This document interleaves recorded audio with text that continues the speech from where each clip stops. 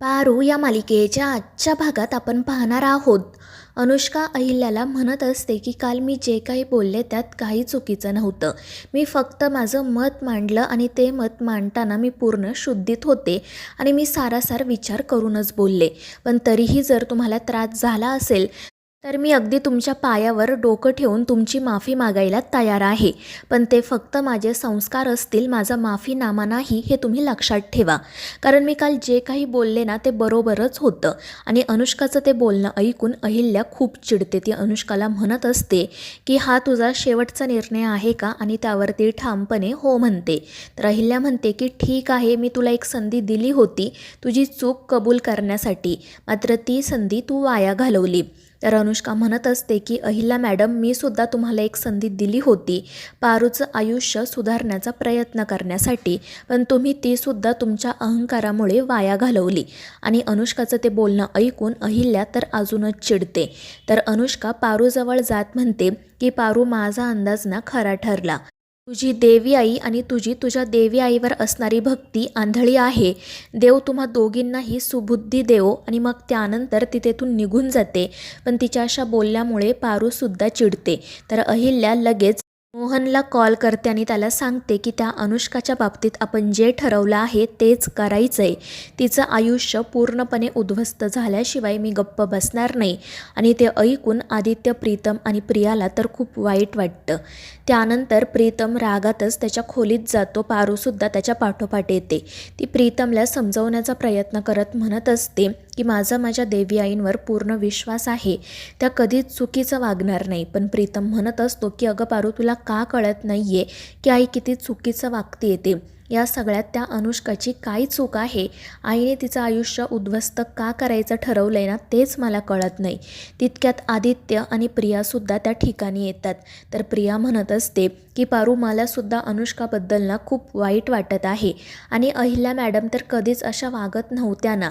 तुम्ही तर त्यांना अगदी लहानपणापासून ओळखताय, मग त्या असं आत्ता का वागताय तेच मला कळत नाही. त्या खरंच खूप बदलल्या आहेत आणि त्यांचं हे वागणं मला अजिबात पटत नाही आहे. आणि मग प्रीतम आदित्यलासुद्धा म्हणतो की अरे दादा, अनुष्का तर तुझी मैत्रीण आहे ना, मग अशावेळी तू तिच्या सोबत राहायला हवं, तिला तू धीर द्यायला हवा. आणि मग त्यानंतर तो आदित्यला सांगतो की दादा तू जा आणि अनुष्का सोबत राहा. त्यामुळे आदित्यसुद्धा लगेच जाण्यासाठी निघतो. पण पारू त्याला थांबवत म्हणते की आदित्य सर, तुम्ही नका जाऊ. जर तुम्ही गेलात तर अहिल्या मॅडमला वाईट वाटेल. जर तुम्ही त्या अनुष्का मॅडमकडे गेलात तर तुम्ही अहिल्या मॅडमच्या विरोधात गेलात असं त्याचा अर्थ होईल. पण आदित्य म्हणत असतो की पारू, मी कधीच माझ्या आईच्या विरोधात जाऊ शकत नाही, मात्र अनुष्कासोबत राहणं गरजेचं आहे. तर प्रियासुद्धा म्हणत असते की हो पारू, आणि तू विसरतेस का, अनुष्का अनाथ आहे, आत्ता तिला समजून घेणारं कोणीही नाही आहे. आणि मग त्यानंतर आदित्य लगेच अनुष्काकडे जातो. तर हे सगळं दामिनी ऐकत असते आणि हसत असते.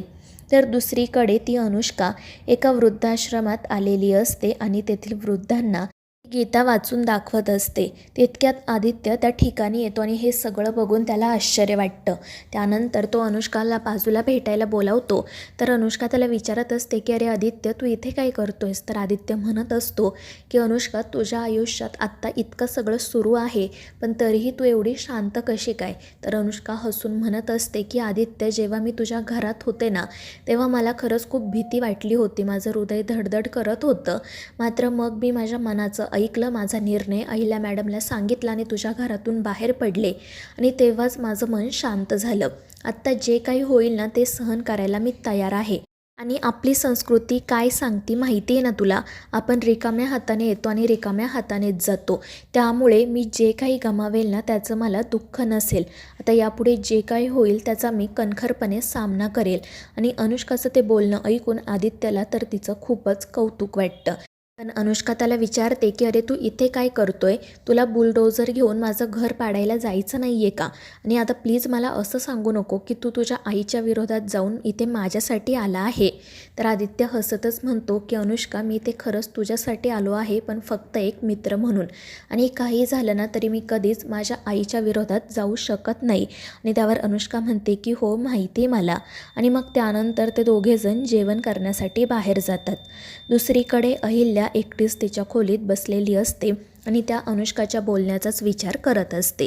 तितक्यात पारू त्या ठिकाणी येते. अहिल्या तिला विचारते की काय झालं पारू, तू घरी का नाही गेली?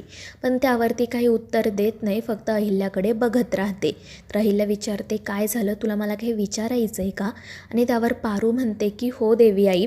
आणि मग ती अहिल्याला असं विचारते की तुम्ही त्या अनुष्का मॅडमला खरंच उद्ध्वस्त करणार आहात का? आणि त्यावर अहिल्या म्हणते की पारू, ती मुलगी ना मला खरंच खूप वेगळी वाटते. म्हणजे तिच्याकडे बघून असं वाटतं की तिच्या आतमध्ये कोणती तरी आग धगधगत आहे. ती क्षणात कोणालाही जाळून नाहीसं करेल असं मला वाटतं आणि तिने यापुढे आपलं काही नुकसान करू नये ना, म्हणून मी तिला आधीच मी काय करू शकते ना ते दाखवून द्यायचं ठरवलं आहे, इतकंच. आणि त्यांचं बोलणं सुरू असतानाच दामिनी त्या ठिकाणी येते आणि अहिल्याला म्हणू लागते की वहिनी साहेब, खूप मोठी ब्रेकिंग न्यूज आहे. तर अहिल्या तिला काय झाले ते विचारते. तर दामिनी नाटक करत तिला सांगते की इकडे ती अनुष्का तुम्हाला वाटेल ते बोलली, मात्र तिकडे आदित्य तिच्यासोबतच डिनर डेटवर गेलाय. आणि ते ऐकून अहिल्याला तर धक्काच बसतो.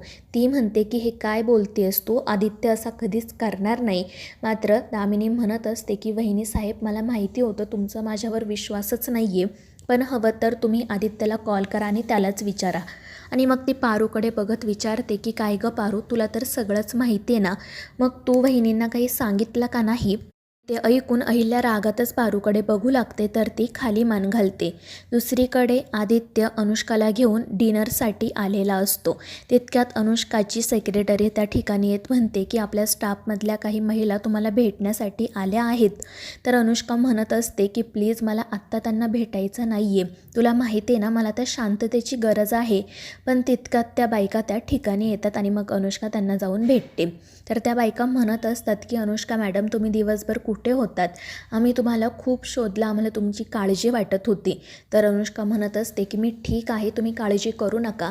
तर त्या महिला म्हणत असतात की त्या अहिल्यादेवी किर्लोस्करांनी आपलं घर आणि आपलं ऑफिस बंद केलं आहे, आता आपण काय करायचं? आणि तितक्यात त्यांचं लक्ष आदित्यकडे जातं, त्यामुळे त्या रागातच त्याच्याकडे बघू लागतात.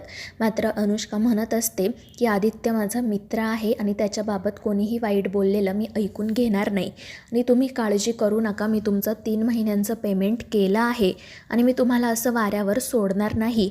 आपण सगळं काही ठीक करूयात आणि पुन्हा कामाला सुरुवातही करूयात. आणि त्यावर त्या बायका हो म्हणतात. त्यानंतर आदित्य आणि अनुष्का बोलत असतात आणि तितक्यात आदित्यला अहिल्याचा कॉल येतो. अहिल्या त्याला विचारते की कुठे आहेस तू? आणि त्यावर आदित्य सांगतो की मी अनुष्कासोबत डिनरसाठी आलो आहे. आणि ते ऐकून अहिल्या खूप चिडते आणि त्याला सांगते की ताबडतोब घरी निघून ये. पण आदित्य म्हणत असतो की नाही आई, ते शक्य नाही आहे, कारण मी आत्ताच जेवण करण्यासाठी बसलो आहे आणि मी असं मध्येच पानावरून उठून येऊ शकत नाही. मी जेवण झालं की घरी येईल. आणि ते ऐकून अहिल्या रागातच फोन ठेवून देते. तर आदित्य अनुष्काला समजावत म्हणत असतो की अनुष्का, मी माझ्या आईला ना अगदी व्यवस्थित ओळखतो.